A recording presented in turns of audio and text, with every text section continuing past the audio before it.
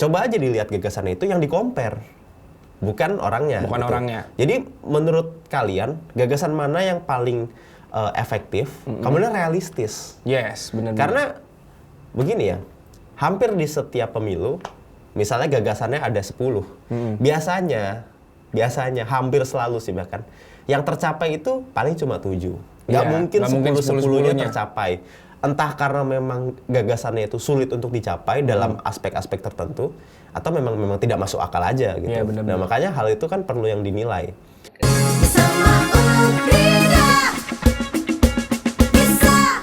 Stand out, make some impact. Halo Kridian, kembali lagi bersama gua Bagas as your host pada podcast episode kali ini.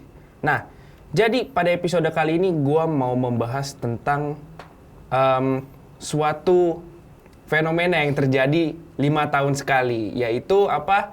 Pemilu. Nah, jadi di tengah kompleksitas dinamika politik saat ini, episode podcast ini kita bikin dengan tujuan untuk memberikan wawasan mendalam tentang betapa pentingnya setiap suara dalam menciptakan perubahan positif bagi bangsa ini.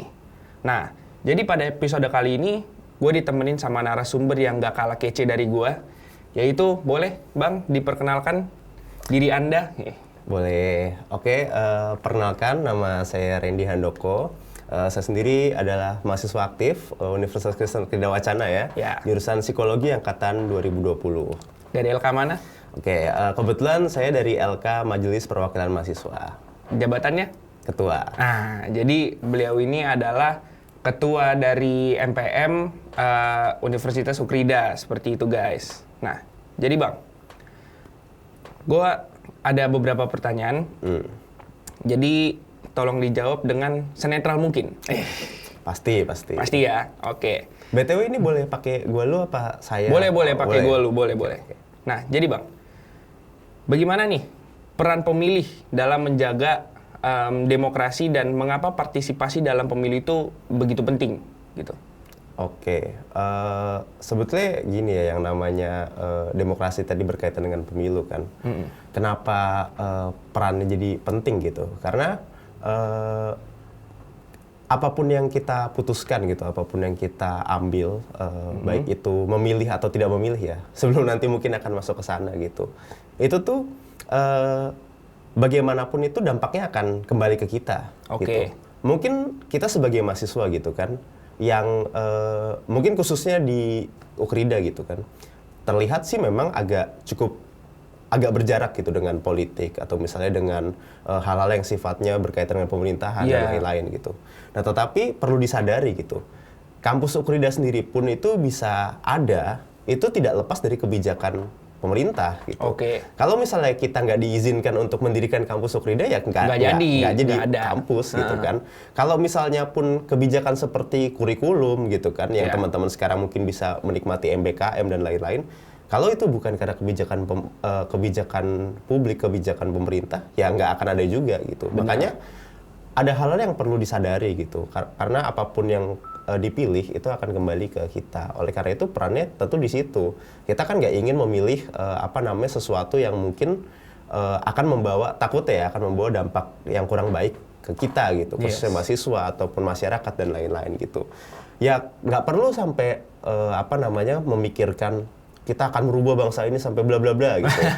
Cuman coba lihat aja gitu, apakah hal yang akan dipilih gitu atau dilakukan itu nanti dampaknya itu yang paling dekat dengan diri sendiri itu apa gitu.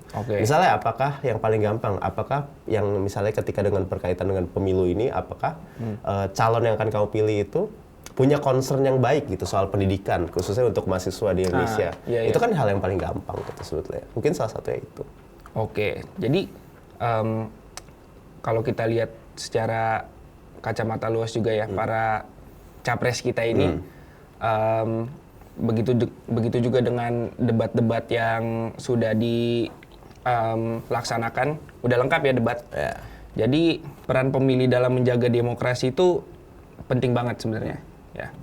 Yang seperti disampaikan oleh Bang Randi tadi. Jadi selanjutnya nih, apa saja tantangan dan perubahan nih dalam proses pemilihan sejak pemilu terakhir? Yang kita tahu kan pemilu 2019 itu paslonnya cuma 2 nih, yaitu Pak Jokowi dan Pak Prabowo. Nah sekarang tuh ada 3 dan juga seperti yang kita tahu back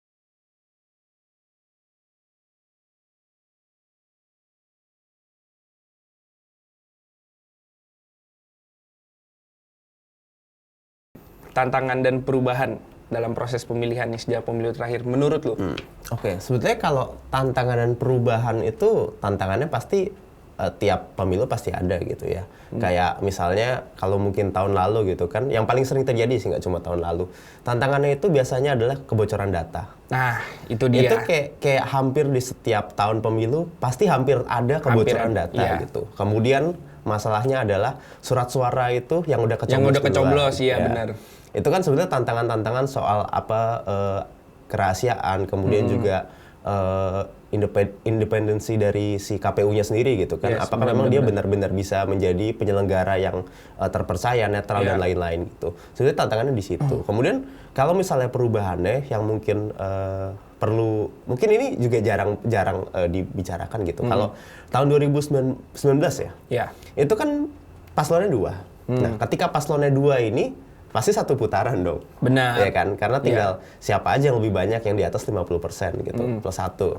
Nah, sedangkan kalau misalnya calonnya lebih dari 2, berarti ada peluang untuk ada putaran kedua. Kalau misalnya di putaran pertama itu tidak ada yang mencapai suara 50% plus 1 itu. Iya. Nah, sebetulnya kan perubahan-perubahan seperti ini tuh yang juga cukup menarik gitu kalau dilihat, karena biasanya itu ketika ada 2 paslon itu udah jelas mana yang oposisi, mana yang petahana gitu. Biasanya gitu aja. Nah, tetapi di pemilu kali ini tuh sedikit dinamikanya cukup berubah gitu. Ada yang memang terlihat seperti petahana walaupun dia bukan dari yang sebelumnya gitu kan. Ada juga yang memang terlihat oposisi, tapi ada juga seperti manuver-manuver, apakah mereka dari 3 calon ini nanti ada yang melakukan koalisi dan lain-lain gitu. Nah, sebenarnya kan hal tersebut. Nah, menurut saya secara pribadi, khususnya ya di pemilu kali ini bukan berarti saya mendukung salah satu paslon ya, karena saya sendiri juga belum yakin mau memilih yang mana. Gitu. Masih bingung. Iya. Sama saya juga soalnya masih bingung. Tetapi kayaknya semakin lama putarannya gitu, kayaknya akan berpotensi ya, menurut saya akan berpotensi menimbulkan konflik-konflik sosial yang sifatnya horizontal gitu antar masyarakat. Kenapa? Karena mungkin tokoh-tokoh besarnya ini ya mungkin sebagai calon presiden atau wapres gitu ya, mungkin mereka fokus dengan gagasannya dan lain-lain, tapi itu kan yang ada di atas. Nah, berbeda cerita dengan yang ada di bawah gitu. Yang ada di bawah mungkin nggak tahu ketika mungkin paslonnya itu sebetulnya santai-santai aja satu sama lain, tapi yang di bawah itu mungkin bisa saling bersih tegang sampai cukup keras gitu dan lain-lain. Bahkan kemarin itu ada sampai berita yang sempat viral ya, ketika anaknya itu milih nggak sesuai, nggak sesuai, mau dicoret dari kakak. Iya. Ya, terlepas dari itu bercanda atau enggak ya, cuma kan itu cukup lucu gitu ketika maksudnya kontestasi pemilu ini sampai sebegitunya. Dan sebetulnya hal tersebut kan juga didasari kepada mungkin lebih kepada penokohan atau misalnya kesukaan yang sifatnya itu subjektif pada personalnya gitu, bukan pada gagasannya. Padahal kan sebetulnya ketika kita memilih itu kan yang dipilih itu gagasannya, kemudian dia bisa melakukan apa dan lain-lain. Tapi ketika akhirnya penokohan itu yang sebetulnya agak kurang sehat sepertinya. Kurang baik lah ya. Iya, dan kalau itu berjalan lama, mungkin hal-hal seperti yang terjadi sempat di Pilkada DKI atau misalnya yang pemilu sebelumnya gitu kan, sempat ada sedikit konflik dan sebagainya gitu kan.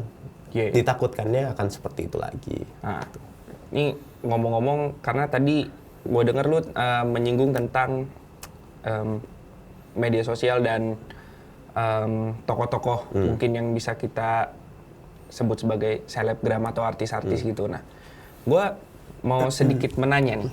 Jadi, menurut lo nih Bang, kita kan memilih wakil rakyat kita ataupun pemimpin bangsa kita ini berdasarkan dengan visi misi dan gagasan mereka. Nah, cuman berbicara tentang di bawahnya, yaitu mungkin DPRD atau DPR RI, kita lihat tuh banyak artis-artis atau selebgram yang gua rasa sendiri ya, yang gua lihat-lihat juga sempat stalking beberapa kali, gagasan visi misinya tuh nggak nyampe di gua gitu. Jadi sebenarnya nih gimana sih nih media sosial nih memengaruhi dinamika kampanye pemilu dan persepsi publik nih terhadap kandidat? Karena kayaknya kurang banget. Okay. Justru karena mungkin nama dia sudah tinggi di media sosial dan lain sebagainya, media sosial juga sebagai salah satu alat kampanye kan. Jadi yang gue lihat tuh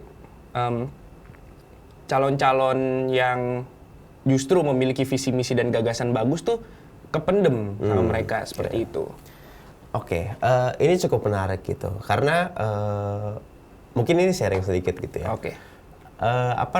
Di tahun 2022 kalau nggak salah, 2022 atau 2023 gitu, Filipina itu udah melakukan pemilu dua. Oh iya. Nah, di Filipina itu sempat ramai karena ada salah satu calon yang namanya itu Bongbong Marcos. Oke. Nah, Bongbong Marcos ini tuh anaknya diktator, mantan presiden sebelumnya. Ferdinand Marcos kalau nggak salah.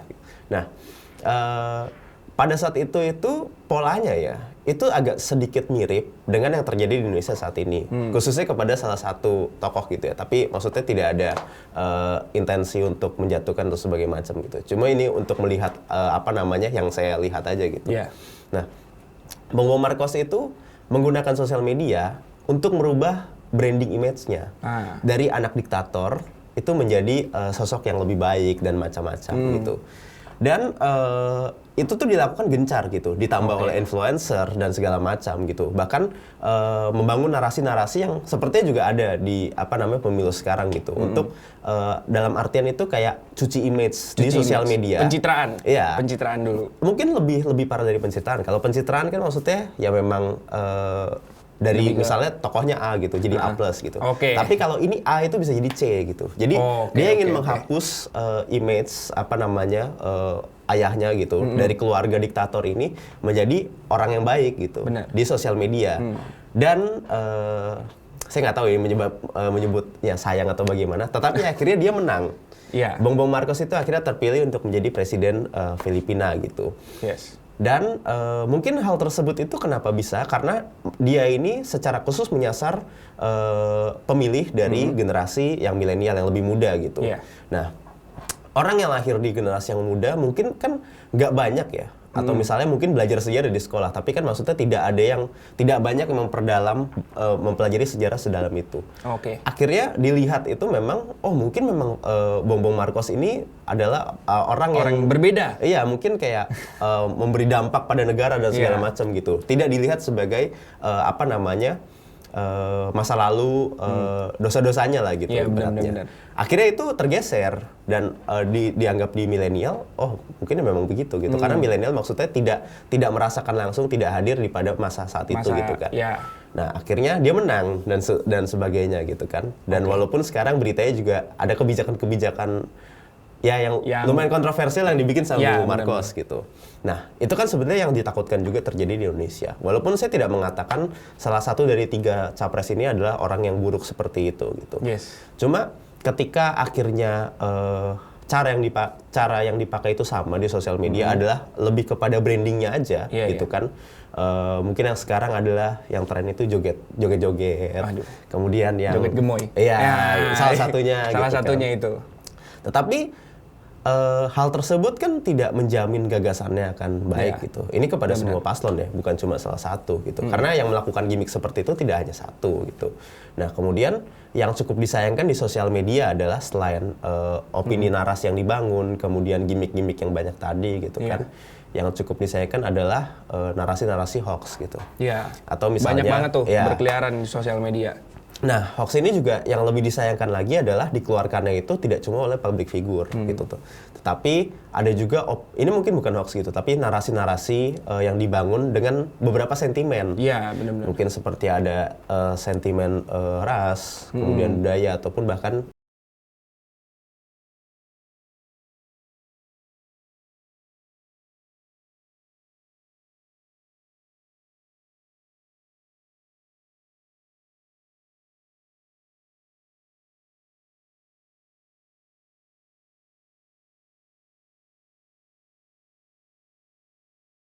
karena sebetulnya yang perlu ditekankan itu bukan memilih tokohnya, tetapi tokoh ini tuh membawa gagasan apa gitu. Yang makanya tadi mungkin kayak Bagas melihat kayaknya gagasannya nggak nyampe karena memang di apa namanya, kalau misalnya cek di IG sekarang pun yang ditampilkan baik itu di misalnya IG-nya lah gitu, IG paslon-paslon ini itu ya lebih kepada misalnya hanya tagline atau misalnya hanya program singkat gitu. Misalnya yang paling gampang, yang paling ketara itu misalnya makan gratis gitu. Makan gratis atau misalnya bantuan ini. sosial gitu. Tetapi bagaimana program ini akan bekerja dan sebagainya, apakah ada domino efeknya, terus berasal dari mana sumber anggarannya dan lain-lain, itu tidak ada gitu. Makanya kan agak cukup dipertanyakan. Nah, tetapi itu mungkin dilihat berbeda sama masyarakat yang mungkin berada di lapisan sosial yang berbeda gitu. Mungkin kan mereka akan berpikir ya udah yang pasti yang pendek gitu. Maksudnya mereka lebih butuh jawaban dari situasi yang langsung. Tapi mungkin tidak terlalu memikirkan jangka panjangnya. Makanya penokohan itu bisa lebih kena di situ. Nah, tetapi apakah hal tersebut yang ingin terus dibangun di demokrasi Indonesia kan enggak gitu. Makanya itu hal yang cukup disayangkan sih.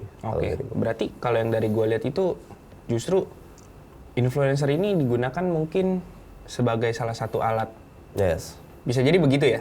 Iya. Ini juga menarik influencer karena beberapa influencer itu ada yang speak up kalau mereka kan ditawarin untuk endorse salah satu paslon. Nggak salah satu sih, semuanya gitu kan. Nah, makanya sebetulnya kalau dibilang salah atau nggak salah karena nggak ada peraturan yang melarang hal tersebut. Cuma kan apakah akhirnya endorse ini tuh benar-benar menyebarkan gagasan atau cuma narasi? Karena yang terlihat kan cuma narasi doang gitu. Kalau cuma narasi doang, akhirnya biasanya kalau dilihat dari polanya, akhirnya itu yang malah membentuk tadi penokohan, kemudian kubu dan sebagainya macamnya, akhirnya kurang berdampak sehat sih menurut gue. Nah, tapi kalau misalnya kita lihat influencer itu sebagai salah satu alat kampanye gitu kan, apalagi mereka itu diikut sertakan dalam kontestasi pemilu ini oleh parpol-parpol yang mengusungnya. Cuman coba kita lihat dari sisi baiknya. Mungkin sisi baiknya itu karena influencer itu pengikutnya kebanyakan kaum Gen Z, anak-anak muda lah istilahnya. Menurut gue bagusnya itu anak-anak muda sekarang lebih melek akan politik.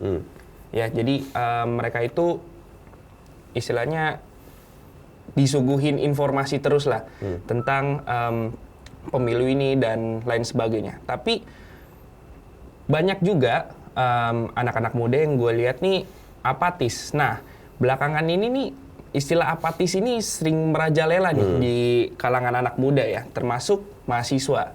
Nah, jadi sebenarnya apa sih sifat apatis itu, Bang? Boleh diberi paham dulu. Sebetulnya karena saya bukan ahli bahasa gitu ya, saya nggak bisa mendeskripsikan secara konkret gitu maksudnya apa. Cuma ya gampangnya apatis itu kan sikap tidak peduli gitu. Ibaratnya dia memisahkan diri lah dari sesuatu. Nah, kenapa akhirnya apatis itu muncul gitu? Sebetulnya jujur saya sendiri itu sempat apatis terhadap apa namanya situasi politik. Situasi politik gitu dan lain-lain. Bodo amat, nggak ngasih gue makan gitu.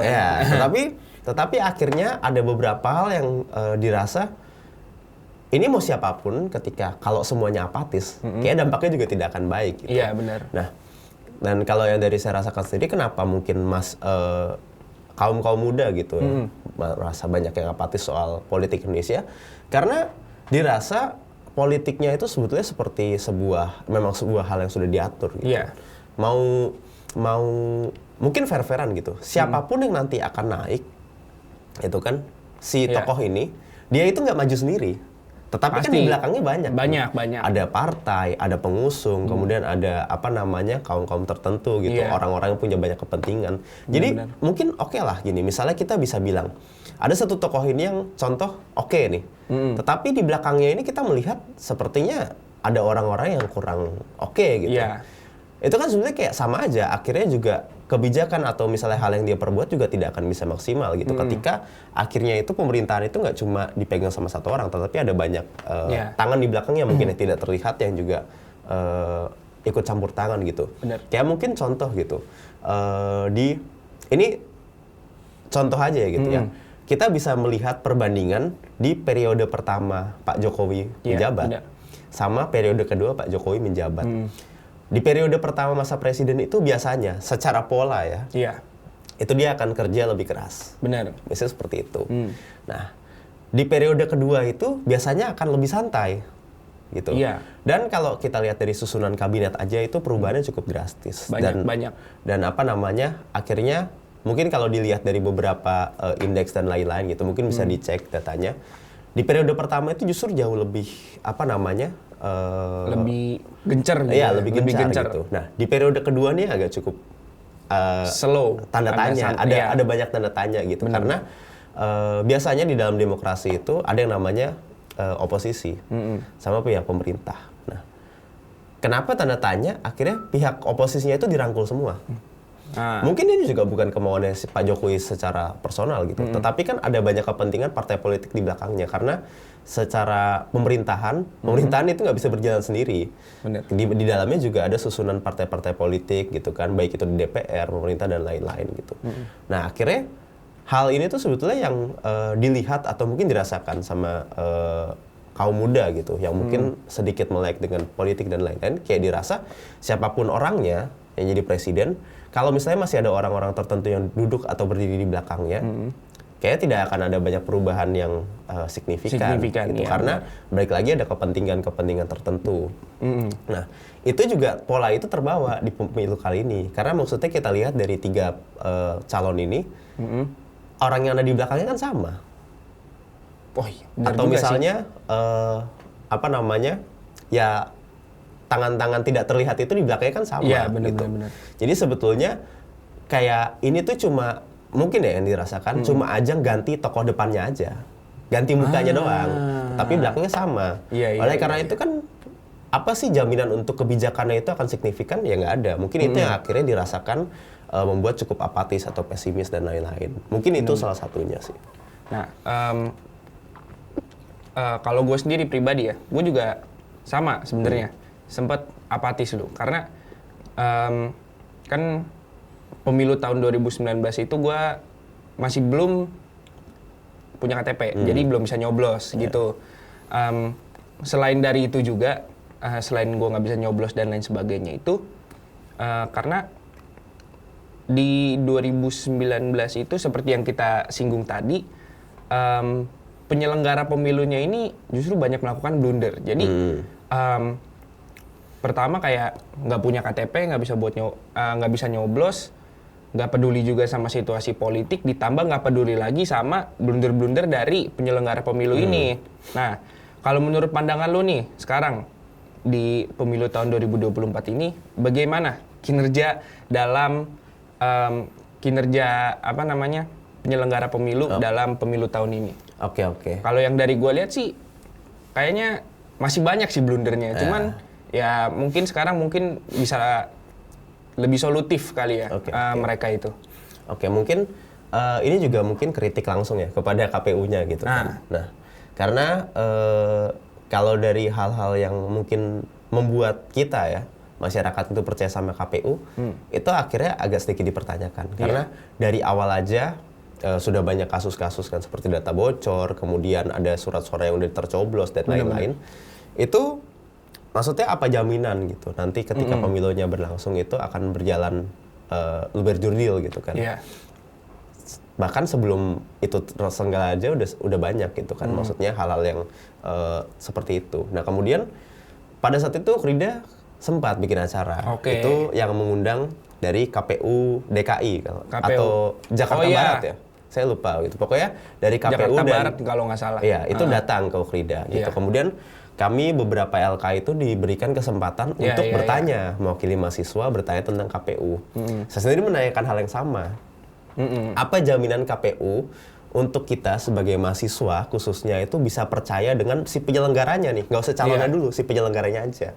Nah, cuma yang cukup disayangkan mungkin karena ada keterbatasan waktu dan lain-lain. Dan beberapa pertanyaan itu tidak tersampaikan dengan baik ya pada saat itu. Itu jawaban yang diberikan dari pertanyaan itu, yang saya tanyakan apa jaminannya, itu nggak ada. Tidak menjawab sama sekali. Tidak menjawab sama sekali. Mungkin lebih kepada jawaban normatif gitu. Tapi apakah ada jaminannya nih misalnya, kalau misalnya terjadi ini akan diganti seperti ini gitu, atau misalnya sistemnya itu tidak ada gitu. Jadi maksudnya bagi kami mungkin kita sebagai mahasiswa atau kaum muda pun nggak ada jaminan untuk percaya dengan si penyelenggaranya gitu. Benar-benar. Oleh karena itu ya maksudnya cukup disayangkan sih, karena dari tahun ke tahun biasanya problemnya sama di hal-hal seperti itu gitu, dan maksudnya tidak ada perubahan signifikan ataupun jaminan yang bisa diberikan secara pasti kepada masyarakat bahwa penyelenggaraan ini akan berjalan dengan aman, lancar dan sebagainya, itu tidak ada gitu.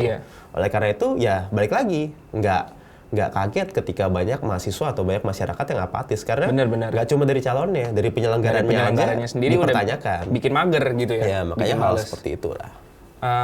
Pun kita melihat dari pemilu-pemilu tahun sebelumnya gitu ya. Jadi kejadian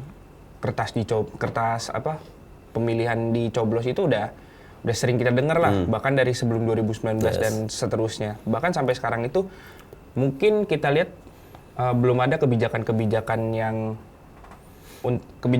baru untuk membenarkan hal tersebut gitu. Kalau misalnya ya seperti yang lu bilang tadi, kalau misalnya ada masalah, jaminannya tuh apa gitu, nggak ada. Nah jadi menurut lu nih, gimana sih sistem pemilu nih dapat diperbaiki atau diperbarui nih untuk menciptakan proses yang lebih transparan dan inklusif? Ini dari pendapat kita aja ya, mulai dari lu dulu deh.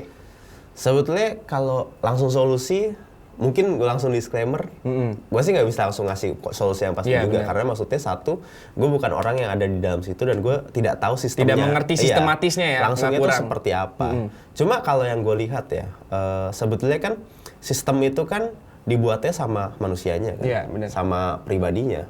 Nah, orang-orang yang ada di dalam situlah yang sebetulnya perlu kita pastikan nih, apakah orang-orang di dalam sini itu memang benar-benar bisa dipercaya, netral, berkomitmen dan lain-lain gitu. Nah, kalau untuk pembenahan sistem mungkin gue nggak bisa menjawab ya, tetapi mungkin yang bisa gue berikan adalah ya pastikan aja orang-orang ini memang tidak terintervensi dari manapun gitu. Karena kalau yang terlihat ya sepertinya intervensinya cukup banyak, kan? Jadi nggak ada jaminan buat si penyelenggaranya ini memang benar-benar independen gitu. Atau misalnya memang semua data, semua hal-hal yang berkaitan dengan penyelenggaraan pemilu gitu, dari budget, dari dana, dari cara penyelenggaraan sebagai macamnya, buka aja ke publik. Jadi benar-benar bisa dikritisi gitu. Transparan gitu ya. Karena mungkin kita tahu lah anggaran kasarnya itu KPU seperti ini gitu. Kemudian penyelenggaranya seperti apa bla bla. Tapi kan proses penggunaan uangnya atau misalnya dananya, sumbernya dari mana, kemudian alokasinya di mana saja, berapa saja gitu. Kemudian prosesnya seperti apa, kita kan nggak tahu gitu. Benar-benar.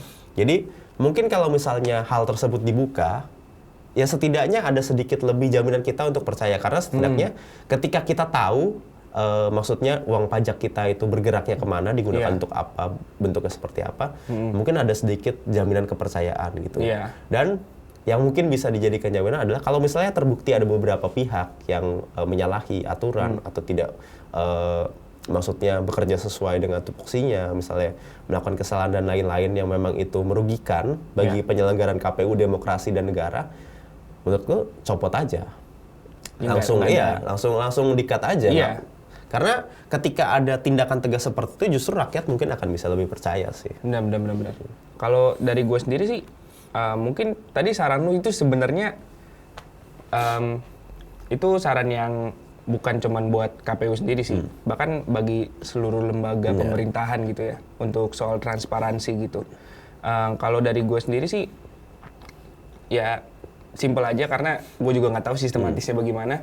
Mungkin dengan mulai meningkatkan pertahanan dan keamanan cyber pun itu udah sangat step yang jauh juga bagi KPU dan bagi negara pun sendiri. Dan juga ada kebijakan-kebijakan baru lah yang dikeluarkan untuk dapat memberikan kita jaminan kalau misalnya surat gua ini yang gua coblos dapat tersampaikan dengan baik gitu, jadi lega gitu. Nah, tapi menurut lu nih Bang, kita bicara tentang tadi blunder-blunder dari KPU dan lain sebagainya, itu kan sebagai penyelenggara pemilu ini. Coba kita geser sedikit, balik lagi ke topik kita yang utama, yaitu gimana nih menurut lu politik identitas dan isu-isu sosial memainkan peran dalam pemilihan umum? Ya, kita banyak dengar kalau misalnya politik identitas tuh banyak banget lah terjadi, dan isu-isu sosial pun juga menurut gua ada yang terjadi secara natural maupun secara disengaja. Nah, jadi menurut lu gimana nih, Bang? Mungkin ini hal yang akan, gue sendiri nggak tahu ya, ini akan berhentinya tuh sampai kapan gitu, di waktu mana politik identitas dan yang tadi sebagai macamnya itu kemungkinan besar ya itu akan cukup lama terjadi di Indonesia. Iya. Kenapa begitu? Karena yang tadi orang-orang masyarakat itu kebanyakan memilih itu based on penokohan. Yes. Jadi yang dilihat itu ya si tokoh langsungnya, bukan gagasannya sebagai macam. Makanya ketika politik identitas dimainkan gitu kan, merasa masyarakat di golongan tertentu merasa punya kedekatan nih dengan salah satu tokoh gitu. Mungkin karena kesamaan ras, agama atau misalnya suku budaya dan lain-lain. Oh ya udah, aku akan pilih dia gitu. Iya. Terlepas dari bagaimana gagasannya, bagaimana kinerjanya, bagaimana rekam jejaknya. Aku akan pilih dia terus gitu ya. Karena wah kayak deket nih gitu Iya, kan. bener. Dari ada sebuah kesamaan. Ada koneksi lah, ada koneksi. Gitu. Nah sebetulnya itu yang sangat mudah dimainkan gitu. Kenapa? Iya. Karena ya balik tadi gitu, strata sosial masyarakatnya kan bermacam-macam gitu. Mungkin yang kita yang dapat kesempatan untuk berkuliah dan lain-lain gitu, yang dapat pendidikan yang lebih baik, mungkin bisa melihat hal tersebut gitu dengan lebih jelas gitu. Mungkin memang ada sepertinya permainan seperti itu. Tetapi kalau yang di bawah kan mungkin nggak melihat hal tersebut gitu. Karena yang dirasa memang dia adalah sebagai tokoh yang A, B, C, D, dia berasal dari latar belakang yang sama dengan saya, ya sudah saya pilih dia gitu. Dan hal tersebut juga yang dimanfaatkan oleh maksudnya calon-calon yang ada gitu kan. Dan saya kurang tahu ya, tetapi memang tidak ada hal atau misalnya aturan yang mengatur politik identitas itu tidak boleh dimainkan atau digunakan gitu. Sehingga kalau misalnya mau dibilang salah atau benar ya secara hukum nggak ada salahnya, sah aja gitu kan. Tetapi secara etik gitu kan, secara moral masyarakat, apakah itu justru membangun demokrasi yang baik? Belum tentu. Sepertinya sih tidak. Nah, mungkin kalau yang bisa dilakukan ya itu coba dikaji gitu. Apakah memang ada hal yang boleh dilakukan untuk mengatur hal seperti ini gitu? Karena kalau cuma semuanya di based on identitas yang tadi gitu, Bong Marcos aja identitasnya bisa berubah gitu kan, cuma dengan framing dan lain-lain. Gak ada jaminan ketika kita melihat seorang calon pemimpin cuma dari cuma dari penokohannya aja gitu, dia akan bisa kerja itu kan nggak ada. Gitu. Oleh karena itu sebetulnya ya hal-halnya tadi gitu, kita mungkin sebagai mahasiswa gitu kan, hal yang bisa kita lakukan ketika kita udah tahu nih, misalnya mungkin karena ngobrol di kampus gitu, misalnya atau misalnya dapat pemaparan seminar dan lain-lain tentang hal seperti ini, ya hal yang paling gampang adalah bawa pulang ke rumah, coba ngobrol sama keluarga. Walaupun saya tahu itu akan susah. Kenapa? Karena mungkin orang tua kita gitu, atau misalnya generasi yang lebih tua, dia menganggap pilihannya udah pasti benar. Sudah pasti top. Iya, biasanya begitu. Karena biasanya Bapak lebih ngerti daripada kamu. Iya benar. Cuma diajak ngobrol aja, setidaknya kita membagikan apa yang kita peroleh dari kampus gitu kan. Apapun pelajaran tentang maksudnya menilai gagasan dan lain-lain gitu. Karena ya biasanya orang tua kita ya memilih cuma based on sepertinya si A ini baik gitu, dibandingkan si B. Yang dibandingkan itu tokohnya, bukan gagasannya. Jadi coba aja yang itu kita diobrolkan. Karena kalau kita langsung merubah seluruh masyarakat Indonesia, wah, susah banget, nggak bisa. Sepertinya agak cukup panjang jalannya ke sana. Cuma yang bisa kita lakukan sebagai mahasiswa yaitu kita bawa apa yang kita peroleh di kampus. Nah, itu baru politik identitas ya, teman-teman. Belum lagi yang kita lihat misalnya banyak black campaign lah, money politik dan lain sebagainya. Justru itu sih yang menjadi salah satu concern gue, kenapa nggak ada kebijakan yang mengatur hal tersebut gitu. Jadi menurut gue justru malah membuat demokrasi di Indonesia ini semakin dipertanyakan seperti itu. Nah, tapi terlepas dari semua hal itu, kasih tips dong Bang, gimana caranya memilih calon capres dan legislatif. Nah, mungkin bukan tips memilih ya, kayak memilih gampang tinggal coblos doang. Cuman apa yang bisa kita lihat dari calon wakil rakyat kita dan calon pemimpin bangsa kita ini gitu? Tips buat memilih ya, baik itu capres ya ataupun yang legislatif gitu, di eksekutif atau legislatif. Mungkin yang legislatif ini jarang kita bicarakan gitu. Justru yang legislatif ini bahkan yang seperti kita sampaikan tadi gitu. Apa namanya? Kompetisinya tuh lebih tegang, lebih sengit gitu ya. Dan ini yang cukup menarik ya, karena mungkin teman-teman juga perlu perhatikan, legislatif itu yang membuat aturan loh. Nah, iya benar. Eksekutif presiden dan wakil presiden itu cuma eksekutornya. Iya. Jadi sebetulnya pemilihan anggota legislatif di tempat teman-teman sendiri gitu, itu sebetulnya punya dampak yang mungkin lebih signifikan lebih besar dibandingkan dengan eksekutornya, karena eksekutor dari pusat gitu kan, ya mungkin dia akan memikirkan hal-hal yang besar gitu, yang langsung secara general internasional lah, skalanya Indonesia gitu. Tetapi kan spesifik untuk daerah teman-teman tinggal yang dipilih kan legislatifnya. Apakah memang dia bisa membawa suara dari masyarakat di situ dan lain-lain, membuat kebijakan sesuai atau enggak, sebenarnya legislatifnya. Dan itu sepertinya hal yang sangat jarang dibicarakan gitu. Bahkan di kampus pun jarang. Benar. Yang dibahas biasanya eksekutornya gitu. Ya mungkin itu harus lebih diperhatikan gitu. Kita boleh lebih search dan lain-lain, lihat, walaupun memang saya juga udah mencoba search gitu kan. Di daerah saya sendiri. Seperti tidak ada yang meyakinkan. Cuma setidaknya hal itu yang harus diperhatikan dan dicoba, karena legislatif itu bukan cuma kita memilih asal, tetapi justru dia punya peran yang besar gitu buat tempat kita tinggal. Peran yang sangat besar, benar-benar. Nah, kemudian untuk tips secara lainnya gitu kan. Yang pertama adalah coba lihat rekam jejaknya. Apa yang udah dia lakukan dia gitu. Pernah ada criminal record, tapi nggak boleh lah ya kalau criminal record dia punya criminal record nyalon, nggak boleh. Nggak tahu juga sih, apakah bisa atau enggak kan? Pemutihan bisa jadi. Nah, karena kenapa rekam jejak itu penting gitu. Walaupun rekam jejak ini digaungkan oleh salah satu paslon ya. Cuma perlu diperhatikan gitu. Orang yang membicarakan rekam jejak belum tentu rekam jejaknya benar gitu. Karena maksudnya kenapa saya juga bingung memilih dari antara paslon yang sekarang, karena saya melihat rekam jejaknya semuanya sepertinya agak kurang memuaskan bagi saya secara subjektif gitu kan.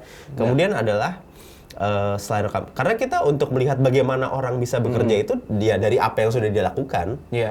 Kalau untuk berbicara gagasan nanti beda cerita, tetapi untuk mengetahui apakah dia bisa bekerja, melakukan, mengeksekusi apa yang pernah dia sampaikan, ya lihat rekam jejaknya. Ya, misalnya coba ya cek janji kampanye dulu ketika misalnya dia masih jadi gubernur atau misalnya masih jadi apa gitu kan. Apakah terrealisasi atau tidak? Kalau misalnya di jabatan yang di situ aja tidak terrealisasi gitu. Apalagi nanti dong jadi presiden yang lebih banyak nih kan. Itu satu. Kemudian adalah gagasannya. Nah, melihat gagasan ini kan sebetulnya yang mungkin cukup tricky gitu. Karena ada hal-hal banyak yang mungkin kita tidak tahu atau tidak sampai gitu kan. Tetapi karena biasanya gagasan itu disampaikan garis besarnya aja. Bahkan tidak mendetail gitu kan. Kayak dulu ada yang janjinya rumah 0%, sekarang tapi pakai bunga gitu kan. Ya kayak gitu, hal seperti itu gitu. Nah, kemudian mungkin yang paling gampang gitu untuk mengecek gagasan adalah coba aja cek dulu dari semua gagasannya itu. Kan mereka kan bikin visi misi dan segala macam banyak tuh, ada yang sampai 68 halaman segala macam. Coba cek hal yang paling dekat dengan kalian. Misalnya kalian ya paling dekat sebagai mahasiswa pendidikan. Dari ketiga paslon ini dia punya wacana apa sih soal pendidikan di Indonesia gitu kan? Mungkin ada yang punya program satu keluarga satu sarjana. Kemudian ada yang mungkin kuliah gratis, atau misalnya ada yang mengatasi gizi dengan segala macamnya gitu. Nah, coba aja dilihat gagasannya itu yang di-compare. Bukan orangnya. Jadi menurut kalian gagasan mana yang paling efektif, kemudian realistis? Benar. Karena begini ya, hampir di setiap pemilu, misalnya gagasannya ada 10, biasanya hampir selalu sih bahkan, yang tercapai itu paling cuma 7. Nggak mungkin 10-10-nya tercapai. Entah karena memang gagasannya itu sulit untuk dicapai dalam aspek-aspek tertentu, atau memang tidak masuk akal aja gitu. Nah, makanya hal itu kan perlu yang dinilai. Kemudian juga compare lah tadi dengan rekam jejaknya. Kalau misalnya gagasannya, wah ini sepertinya bagus banget nih gagasannya kan, kayaknya udah mantap punya nih. Cocok. Mantap punya nih. Tetapi rekam jejaknya dia tidak bisa merealisasikan gagasan sebelumnya. Iya, benar. Kan sama aja, tidak mungkin tercapai juga. Nah, makanya itu tips memilih mungkin hal seperti itu. Kalau dari saya yang paling gampang 2 tersebut. Karena mungkin kalau misalnya berbicara soal latar belakang tokohnya, kemudian juga konflik of interest, kemudian juga maksudnya ada jejak-jejak dan lain-lain. Apalagi ya. Itu banyak nih. Itu susah. Ya, kita bicarakan di sini juga mungkin jadi podcast yang lain lagi. Iya, bener. Cuma yang Episode paling berikutnya lagi nih. Cuma yang paling gampang dari dua itu aja gitu. Dari rekam jejak sama dari gagasan. Iya.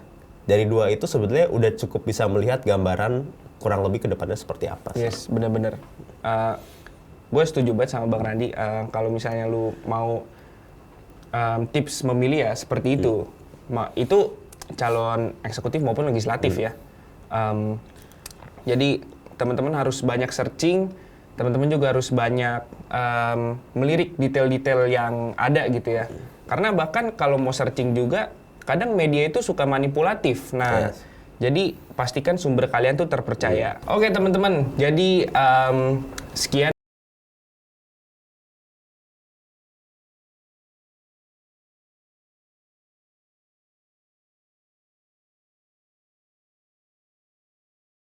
Ngobrol sama dia di backstage ya. Boleh. Nah, jadi yang gue harapin dari teman-teman Ukridian setelah mendengar podcast ini, teman-teman mendapat banyak insight juga sama kayak gue tentang pemilu ini, dan juga gue harap teman-teman tidak memiliki sifat yang apatis atau acuh terhadap negara ini, karena satu suara itu dapat merubah masa depan bangsa. Nah, seperti itu. Kalau kalian ingin masa depan bangsa kalian itu cerah dan indah, pilihlah sesuai dengan hati nurani kalian dan jangan mau terpengaruh oleh pihak manapun gitu. Baik, sampai jumpa di episode berikutnya. Dadah!